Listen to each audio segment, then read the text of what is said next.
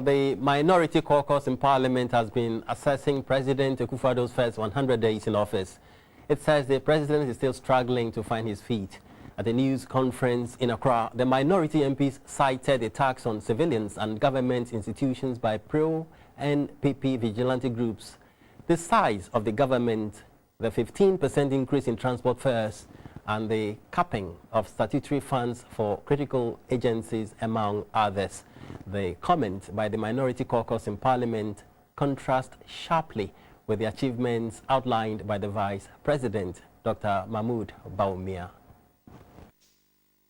The minority caucus expressed disappointment at President Akufo-Addo's 100 days in office. They claim the president has not been able to fulfill the campaign promises within the period.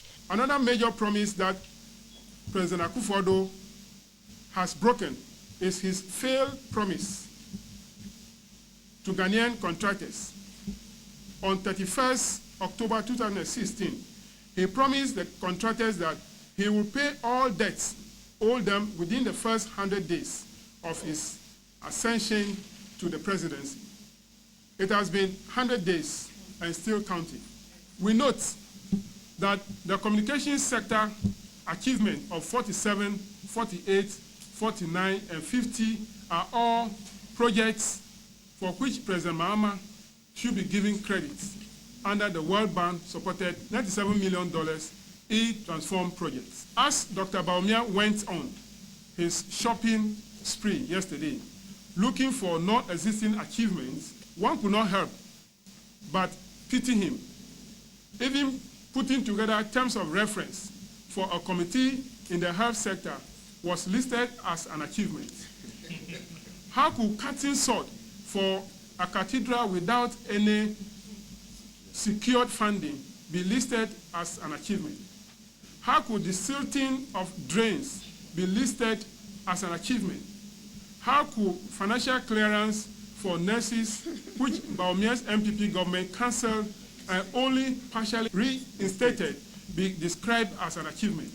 To the minority, the intimidation and assault by the Delta and invisible forces on state institutions, as well as the court, remains a blot on the president's first 100 days in office.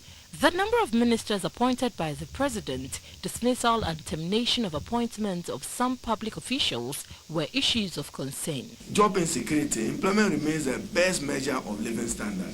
Yet they are denying people jobs and saying go home. Those have families and they are not even respecting contract employment. I mean, if I'm a job, you want me to proceed home, the law requires that you give me 6 months notice or even buy 6 months of my activity and compensate for it. That is not being done in the name of excessive partisanship, of not sharing their political belief and faith.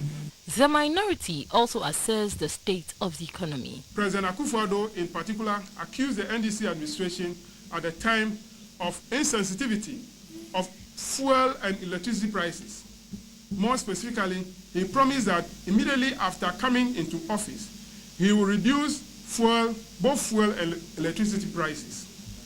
He singled out the energy sector levy as a cause of the hardship and promised to remove them.